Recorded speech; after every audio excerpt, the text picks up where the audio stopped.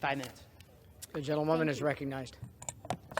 Thank you, Mr. Speaker, and I rise in support of the rule to bring up to the House concurrent resolution number 9, denouncing the horrors of socialism. And why am I bringing this resolution to the floor of the United States House of Representatives?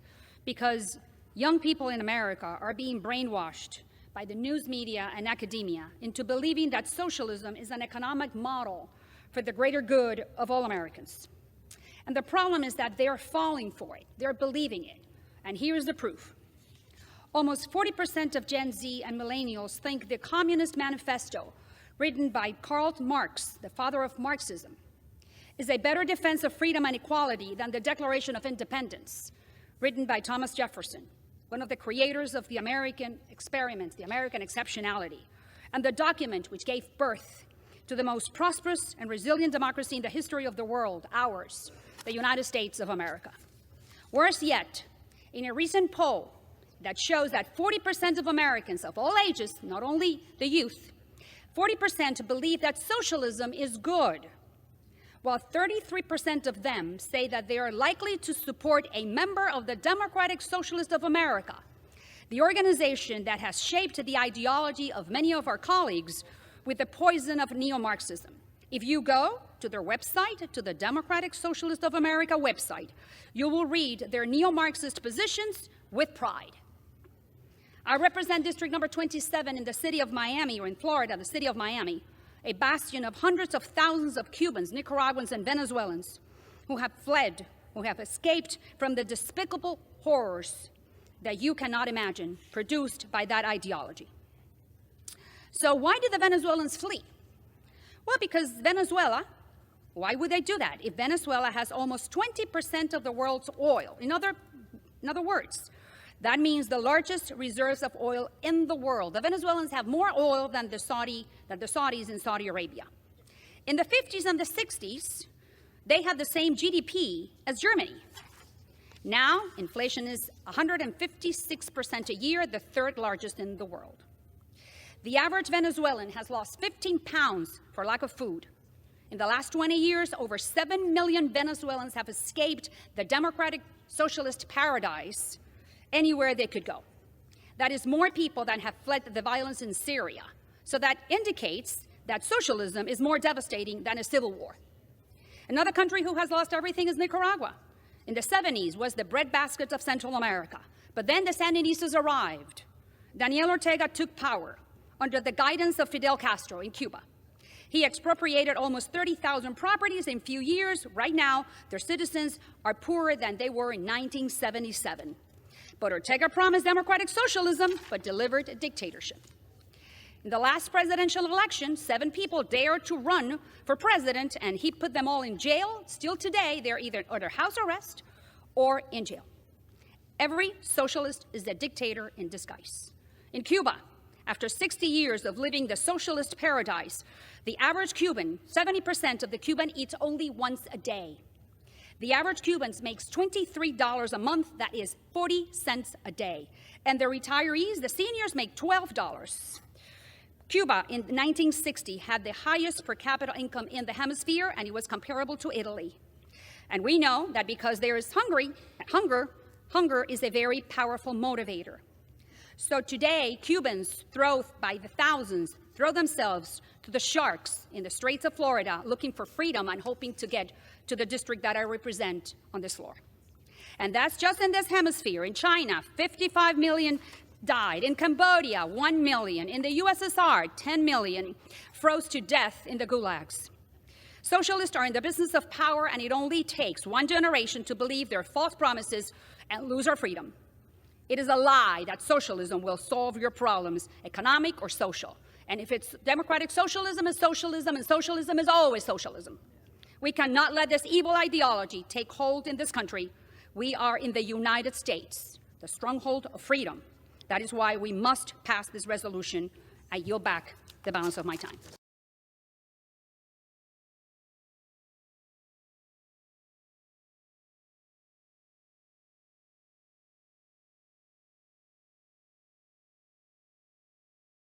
My name is Ronald Reagan.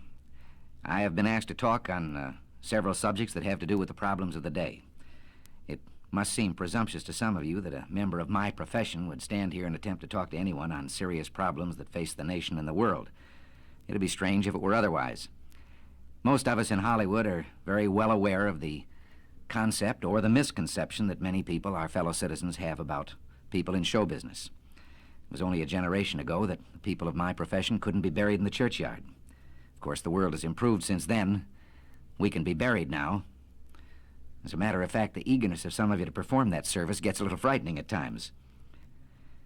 Now, back in 1927, an American socialist, Norman Thomas, 6 times candidate for president on the Socialist Party ticket, said the American people would never vote for socialism. But he said under the name of liberalism, the American people will adopt every fragment of the socialist program.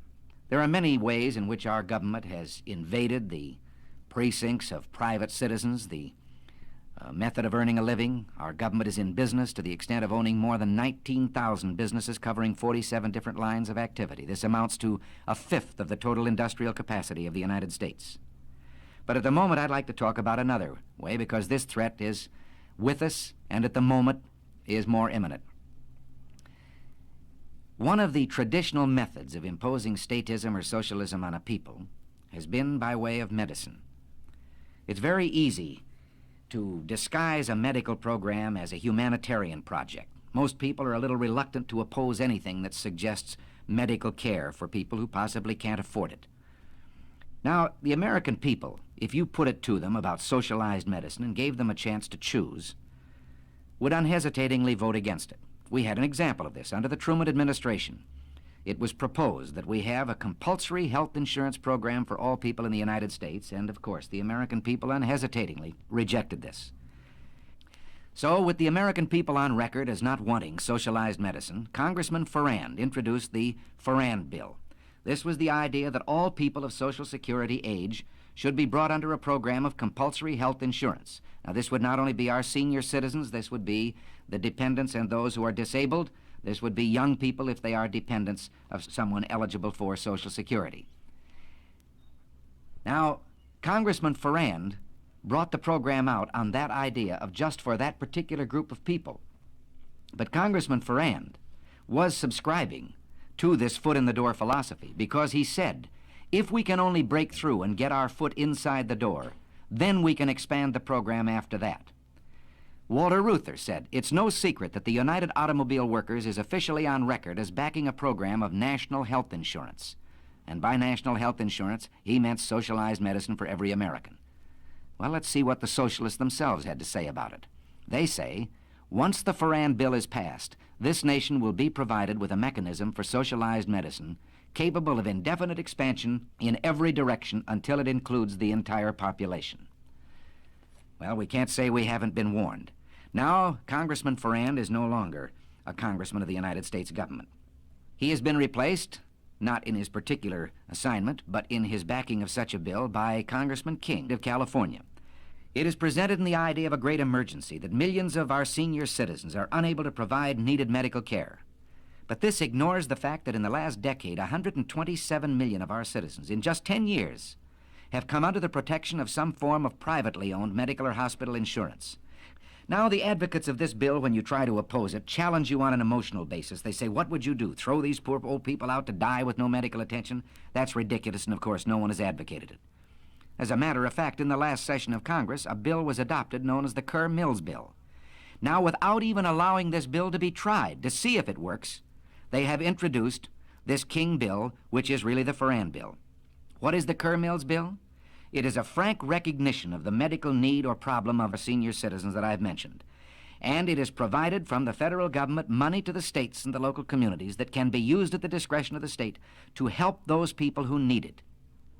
Now, what reason could the other people have for backing a bill which says we insist on compulsory health insurance for senior citizens on a basis of age alone, regardless of whether they are worth millions of dollars, whether they have an income, whether they're protected by their own insurance, whether they have savings? I think we could be excused for believing that, as ex-Congressman Farrand said, this was simply an excuse to bring about what they wanted all the time, socialized medicine. James Madison, in 1788, speaking to the Virginia Convention, said, "Since the general civilization of mankind, I believe there are more instances of the abridgment of the freedom of the people by gradual and silent encroachment of those in power than by violent and sudden usurpations. They want to attach this bill to Social Security, and they say here is a great insurance program now instituted, now working. Let's take a look at Social Security itself. Again, very few of us disagree with the original premise that there should be some form of saving that would keep destitution from following unemployment by reason of death, disability, or old age. And to this end, Social Security was adopted.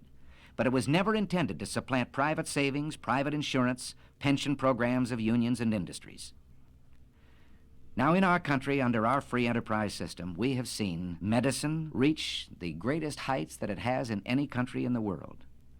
Today, the relationship between patient and doctor in this country is something to be envied any place. The privacy, the care that is given to a person, the right to choose a doctor, the right to go from one doctor to the other.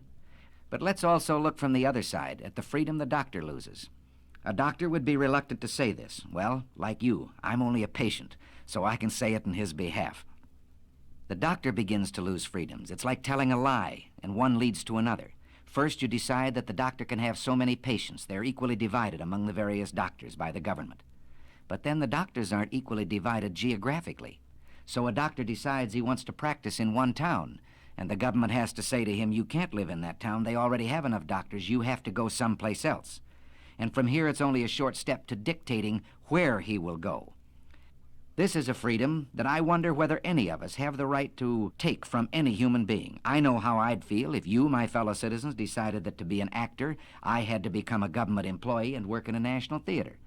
Take it into your own occupation or that of your husband. All of us can see what happens once you establish the precedent that the government can determine a man's working place and his working methods, determine his employment. From here, it's a short step to all the rest of socialism, to determining his pay. And pretty soon, your son won't decide when he's in school where he will go or what he will do for a living. He will wait for the government to tell him where he will go to work and what he will do. In this country of ours took place the greatest revolution that has ever taken place in the world's history, the only true revolution. Every other revolution simply exchanged one set of rulers for another. But here, for the first time in all the thousands of years of man's relation to man, a little group of men, the Founding Fathers, for the first time, established the idea that you and I had within ourselves the God-given right and ability to determine our own destiny. This freedom was built into our government with safeguards. We talk democracy today, and strangely we let democracy begin to assume the aspect of majority rule is all that is needed. Well, majority rule is a fine aspect of democracy, provided there are guarantees written in to our government concerning the rights of the individual and of the minorities. What can we do about this? Well, you and I can do a great deal. We can write to our congressmen, to our senators. We can say right now that we want no further encroachment on these individual liberties and freedoms. And at the moment, the key issue is we do not want socialized medicine. Now, you may think when I say write to the congressman or the senator that this is like writing fan mail to a television program. It isn't. In Washington today, 40,000 letters, less than 100 per congressman, are evidence of a trend in public thinking. Representative Halleck of Indiana has said, when the American people want something from Congress, regardless of its political complexion, if they make their wants known, Congress does what the people want. So write. It's as simple as finding just the name of your congressman or your senator, and then you address your letter to that individual's name. If he's a congressman, to the House Office Building, Washington, D.C. If he's a senator, to the Senate Office Building, Washington, D.C. And if this man writes back to you and tells you that he too is for free enterprise, but we have these great services and so forth that must be performed by government, don't let him get away with it. Show that you have not been convinced. Write a letter right back and tell him that you believe in government economy and fiscal responsibility, that you know that governments don't tax to get the money they need. Governments will always find a need for the money they get, and that you demand the continuation of our traditional free enterprise system. You and I can do this. The only way we can do it is by writing to our congressman, even if we believe that he's on our side to begin with. Write to strengthen his hand. Give him the ability to stand before his colleagues in Congress and say, I have heard from my constituents and this is what they want. Write those letters now. Call your friends and tell them to write them. If you don't, this program, I promise you, will pass just as surely as the sun will come up tomorrow. And behind it will come other federal programs that will invade every area of freedom as we have known it in this country. Until, one day, as Norman Thomas said, we will awake to find that we have socialism. And if you don't do this, and if I don't do it, one of these days, you and I are going to spend our sunset years telling our children and our children's children what it once was like in America when men were free.